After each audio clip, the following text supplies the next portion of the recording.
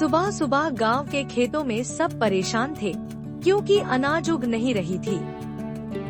राधा ने सबको चिंता से देखकर सोचा कि कुछ तो गड़बड़ है। राधा ने अपने पापा से पूछा कि सब उदास क्यों है।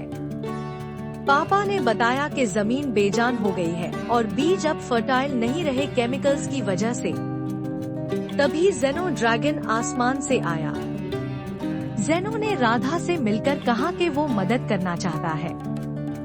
राधा की दादी ने एक कहानी बताई कि मैजिकल फॉरेस्ट में नेचुरल सीड्स छुपाए हुए हैं जो खेतों को जिंदा कर सकते हैं। राधा ने अपना बैग पैक किया और जेनो ने अपने विंग्स फैलाए। गांव वालों ने उम्मीद भरी नजरों से उन्हें जाते देखा। रास्ते में एक नदी झड़ियों से बंद थी। जेनो ने नरम आंख से लकड़ी हटाई और रास्ता खुल गया। जंगल में पट्टे हवा में घूम रहे थे और चमकदार कीड़े रास्ता दिखा रहे थे।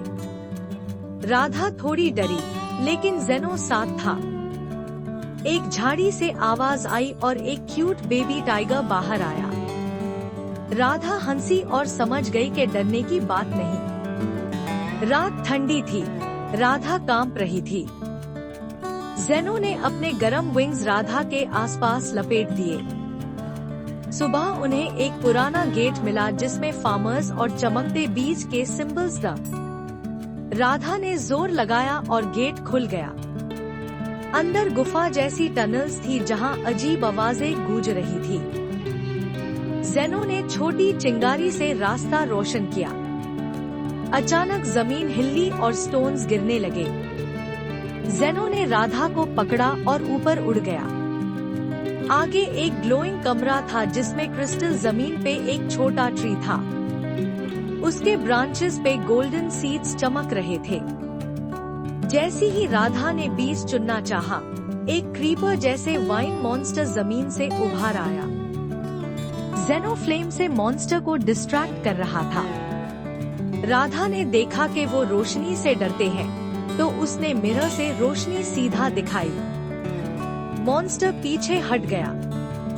राधा ने गोल्डन सीड्स लिए और जेनो ने उनको पट्टे में लपेटकर सेफ रखा। जंगल अब दोस्त बन गया था। रास्ते खुद साफ हो रहे थे। छोटा टाइगर भी बाय कह रहा था। गांव पहुंचते ही सब खुश हो गए। राधा ने सीड्स फार्मर्स को दिए और ऑर्गेनिक कॉम्पोस्ट रेडी किया गया। कुछ दिनों में हरी हरी स्प्राउट्स निकल आई। अनाज घनी और स्ट्रॉन्ग उगी और गांव में ढोल बाजे बजने लगे। राधा और जेनो मुस्कुरा रहे थे। उनकी मेहनत से ऑर्गेनिक फार्मिंग ने गांव का भविष्य बचाया। गांव फिर से जी उठा। कहानी से ये सीख मिलती है कि ऑर्गेनिक खेती और नेचुरल बीज हमारी अगले पीढ़ी को सुरक्षित रखेंगे।